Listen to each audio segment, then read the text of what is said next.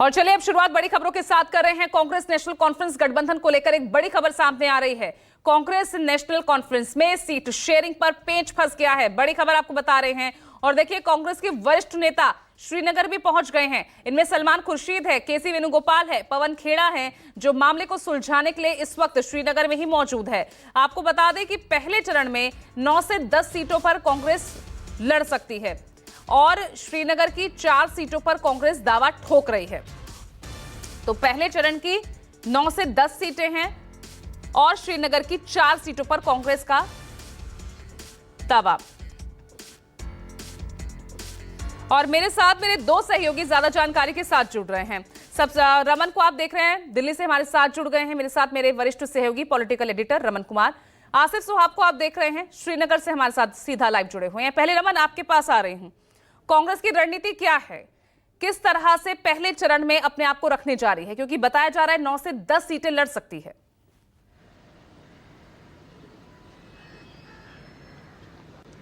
बिल्कुल, आपने सही कहा कि 24 सीटों पर चुनाव होना है पहले चरण में, जिसमें से 8 से 10 सीटों पर कांग्रेस पार्टी चुनाव लड़ना चाहती है। लेकिन 8 से 10 नंबर पे ज्यादा डिपेंड करता है। कांग्रेस पार्टी चाहती है कि जिन सीटों के बारे में वो उसने दावा किया है, दावेदारी की है, उन सीटों पर नेशनल कॉन्फ्रेंस से सहमति बन जाए। नेशनल कॉन्फ्रेंस वो सीटें देने के लिए तैयार नहीं है। इससे पहले केसी वेणुगोपाल को भेजा गया, संगठन महासचिव हैं, उन्होंने फारूक अब्दुल्ला से बात करने के लिए समय लिया। इसके बाद फिर सलमान खुर्शीद, पवन खेड़ा को भेजा गया है और भरत सिंह सोलंकी जो कि जम्मू कश्मीर के प्रभारी हैं, वो पहले से जम्मू कश्मीर में मौजूद हैं।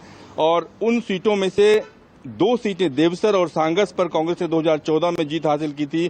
तीसरी दुरू विधानसभा सीट है, जहां गुलाम अहमद मीर 161 वोट के करीब मार्जिन से पीडीपी के उम्मीदवार सैयद फारूक अहमद अंद्राबी से हार गए थे। वहीं चौथी कोकरनाग विधानसभा सीट है, जहां से कांग्रेस के सीनियर लीडर पीरजादा मोहम्मद सैयद आते हैं, इसलिए यह सीट कांग्रेस मांग रही है। इन चारों सीटों पर पेंच फंसा हुआ है।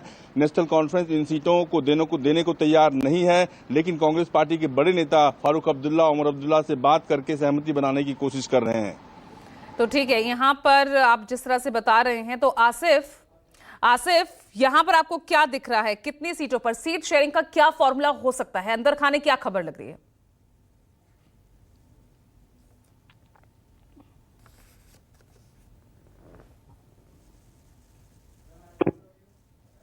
हालांकि दोनों पार्टियों में नेशनल कॉन्फ्रेंस और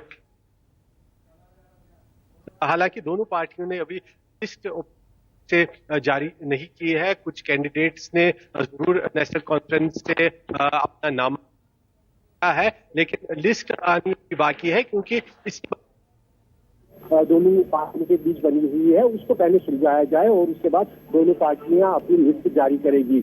जो कश्मीर जाती है, यहाँ पर जिस प्रकार से रमन ने कहा, करीब 5-6 सीटों पर कांग्रेस अपना दावा ठोक रही है और उनका कहना है कि ये सीटें जो है उनमें दी जाए नेशनल कॉन्फ्रेंस की तरफ से। और इसमें जो सीटें कांग्रेस मांग रही है, उनके जो मजबूत दावेदार है वो कांग्रेस उठाना चाहती है। जैसे दूरी से गुलाम अहमद मीर है, वो वहां से हमेशा जीत के आए हैं। इसी के साथ उड़ी से ताज महिदीन, जो गुलाम नबी आजाद की DPAPA में चले गए थे, वो आप वापस कांग्रेस में आ गए हैं, तो वहां से भी कांग्रेस में चुनावी मैदान में उतारना चाहते हैं। इसी तरह से बटमालू सीट जो पिछले चुनाव के दौरान नेशनल कॉन्फ्रेंस के पास थी, इस बार जो जम्मू कश्मीर कांग्रेस के अध्यक्ष बने हैं तारिक हमीद कर्रा, उस सीट को कांग्रेस सिक्योर करना चाहती है अपने प्रदेश अध्यक्ष के लिए। तो इसी तरह से जम्मू के बानिहाल इलाके में जहां पर विकार रसूल कांग्रेस की तरफ से लड़ते हैं और जीते भी आए हैं काफी समय से, वहां पर भी कांग्रेस उस सीट पर अपना दावा ठोक रही है। तो कई ऐसी सीटें हैं जहां पर नेशनल कॉन्फ्रेंस भी नहीं छोड़ना चाहता है और कांग्रेस भी उस पर अड़ा हुआ है। तो इसको फिगर आउट करने के लिए कांग्रेस के वरिष्ठ नेता खुद यहां पर पहुंचे हैं। पिछले लगभग 2 घंटों से यहां फारूक अब्दुल्ला के निवास पर बैठक जारी है और कोशिश की जा रही है कि इस डिफरेंस को किसी तरह से यहां पर सॉर्ट आउट किया जाए। कुछ सीटें कांग्रेस के खाते में जाए, कांग्रेस की जो वरिष्ठ ब्रिगेड है वो इस वक्त वहां पर मौजूद है। अब इस पेज को कितनी जल्दी सुलझा पाती है ये देखना होगा, क्योंकि कल नामांकन का आखिरी दिन है। ठीक है, बहुत बहुत शुक्रिया आप दोनों का हमारे साथ इस जानकारी के लिए जुड़ने के लिए। और वहीं देखिए, क्योंकि जम्मू कश्मीर चुनाव के लिए बीजेपी की भी नई लिस्ट जारी हो गई है, ये अगली बड़ी खबर है। बड़ी खबर यह है कि बीजेपी की इस नई लिस्ट में क्योंकि 15 उम्मीदवारों के नाम दिए गए हैं। पहले 44 उम्मीदवारों की लिस्ट जारी की गई थी, जिसे वापस ले लिया गया था। अब ये 15 उम्मीदवारों की नई लिस्ट जारी की गई है, जिनमें पंपोर से सैयद शौकत गयूर है, जिन्हें टिकट मिला है। राजपोरा से आरशिद भट्ट को टिकट दिया गया है। किश्तवाड़ से शगुन परिहार को टिकट मिला है। और जम्मू से मेरे साथ मेरे सहयोगी सीधा जुड़ रहे हैं पंकज शर्मा। पंकज, अब 15 नामों की ये लिस्ट आप किस तरह से देख रहे हैं? क्योंकि पहले 44 उम्मीदवारों की लिस्ट जारी करना, वो लिस्ट वापसी लेना, फिर 15 नामों की ये लिस्ट, वो भी पहले चरण के जो 15 उम्मीदवार हैं वही लिस्ट है ये जो पहले जारी की गई थी।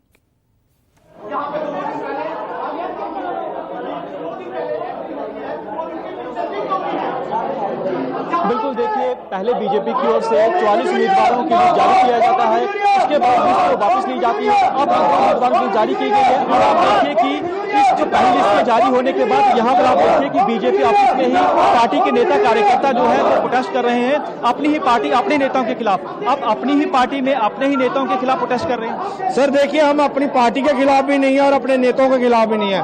हम चाहते हैं ग्राउंड लेवल का वर्कर होना चाहिए जो हमारे जमीनी स्तर पे जुड़ा हुआ है। देखो पंकज जी, ओमी खजूरिया को आप भी जानते हो और हम भी भली भांति जानते हैं। उस आदमी ने 40 साल पार्टी के लिए दिए हैं, अपना घर परिवार सब छोड़ के संगठन के साथ जुड़े रहे हैं। तो आज किसी तीसरे को टिकट दी जाए तो क्या कोई बर्दाश्त करेगा? आपका कहना है कि जो लोग बाकी पार्टियों से छोड़कर आ रहे हैं उन्हें टिकट दी जा रही है? बिल्कुल, इससे हम बिल्कुल सहमत नहीं है। हमें चाहिए और जम्मू नॉर्थ में ओमी खजूरिया चाहिए और ओमी खजूरिया का फेस जो जम्मू नॉर्थ में हर बच्चा पसंद करता है, और हमें जम्मू नॉर्थ में ओमी खजूरिया के अलावा कोई नहीं चाहिए। चाहे बीजेपी का कार्यकर्ता और कोई भी होगा, हम उसे भी एक्सेप्ट कर लेंगे, लेकिन जो जुम्मा 4 दिन अब दूसरी पार्टियों से उठकर इस पार्टी में आके और हमारे ऊपर राज करें, वो बर्दाश्त नहीं। उम्मीद थी कि जो आपके जिनका नाम ले रहे हैं उनको टिकट मिलेगी?